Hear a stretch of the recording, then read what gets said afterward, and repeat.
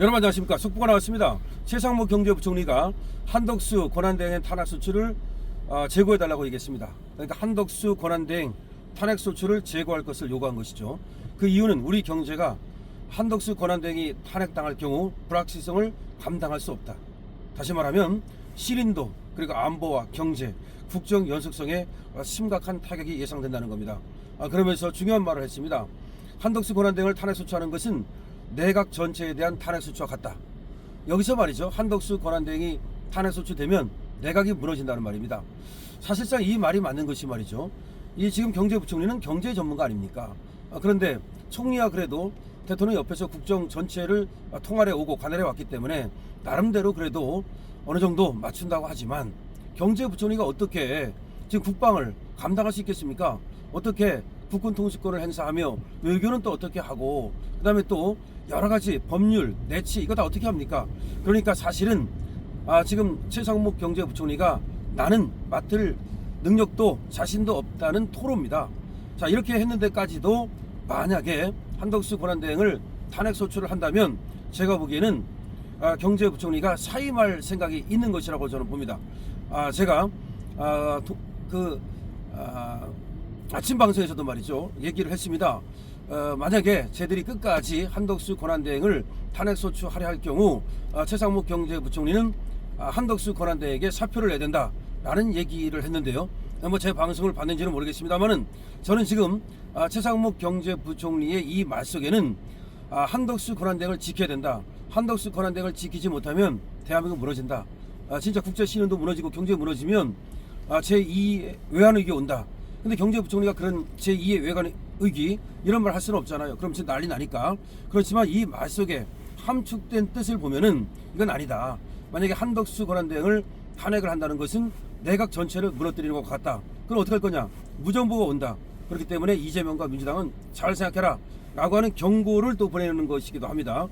자, 최상목 부총리는 정부 서울청사에서 임시 국무위원 간담회를 열고 국가적 비상상황 속에서 살얼음판을 걷고 있는 우리 경제와 민생은 권한대행의 권한대행이라는 정치적 불확실성을 감당할 수 없다.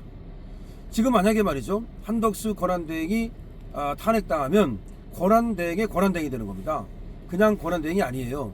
그러니까 어떻게 권한대행이 되는 거냐면, 자, 대통령 권한대행 겸 국무총리 권한대행 겸 또 경제부총리 뭐 이렇게 되는 거야. 그러니까 이게 대통령의 권한대행 겸 권한대행이 되는 것이고, 또 국무총리 권한대행이 되는 것이고, 대통령 권한대행이 되는 것이고, 이렇기 때문에 이거는 도저히 자기가 감당할 수 없는 부분이라는 것을 얘기하는 것이죠. 그리고 이 말을 했습니다. 국가적 비상상황이다. 그렇죠. 국가적 비상상황이죠. 지금 안보도 비상상황이고 경제도 비상상황이라고 봐야 됩니다. 그래서 한덕수 대통령 권한대행 국무총리에 대한 탄핵소추안이 지금 야당 단독으로 국회에 발의돼가지고 27일 오늘 표결을 앞두고 있는 가운데, 최 부총리는 권한대행 체제에서 겨우 안정된 경제 시스템과 신인도가 또다시 흔들려서는 안 된다. 글로벌 통상 전쟁이라는 국가적인 비상시국에 국정 컨트롤 타워의 부재는 원달러 환율 급등에서 보듯이 우리 경제의 신인도, 안보와 국민 경제, 국정의 연속성에 심각한 타격을 입힐 것이다 라고 말했습니다. 최 부총리는 아울러서 권한대행에 대한 탄핵소추는 내각 전체에 대한 탄핵소추와 다름없다.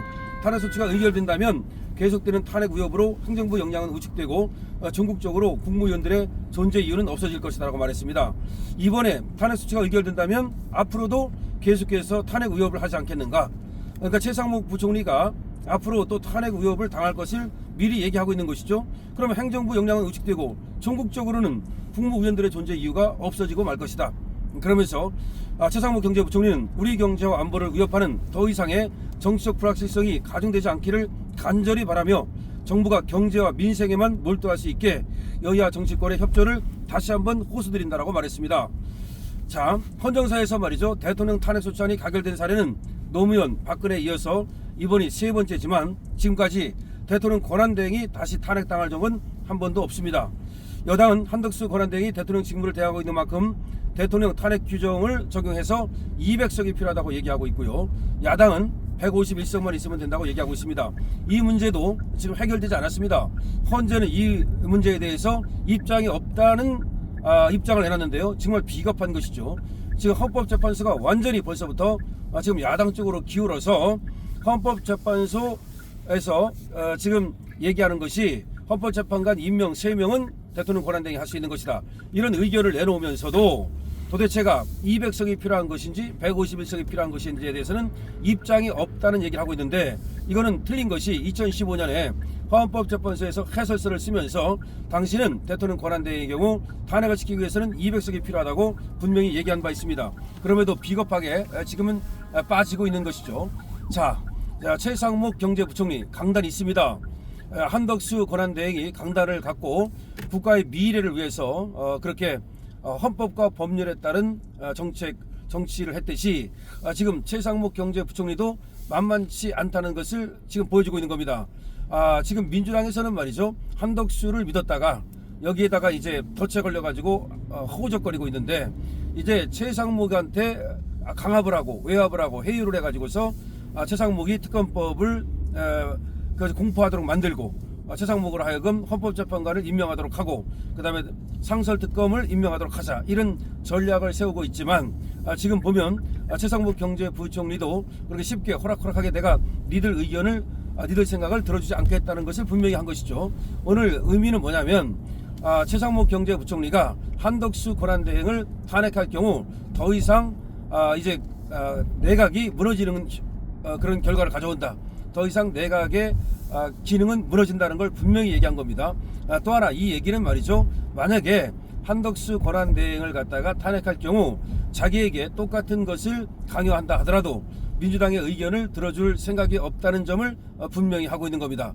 자, 이렇게 정부에서 간곡히 호소를 하고 민주당의 얘기를 했음에도 불구하고 이재명이가 끝내 한덕수 권한대행의 탄핵을 밀어붙일 경우 그 책임은 모두 이제 이재명에게 돌아가는 겁니다. 어떻게 보면은 경제부총리가 아주 적절한 시기에 적절하게 지금 입장을 내놓은 것인데요. 지금 분명히 얘기를 했습니다. 대한민국 자체가 신인도라든가 경제 불안정 때문에 위험해질 수 있다라는 얘기를 분명히 했습니다.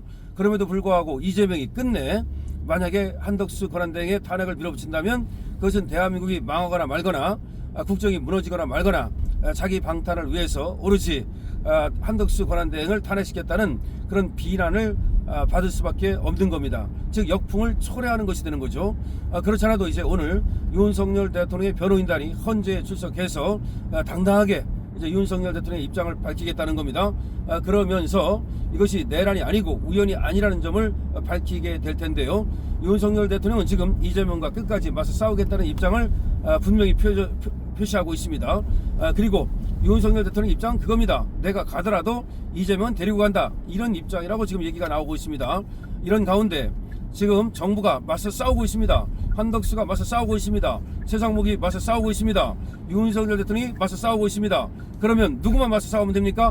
국힘만 배신 때리지 말고 맞서 싸우면 됩니다.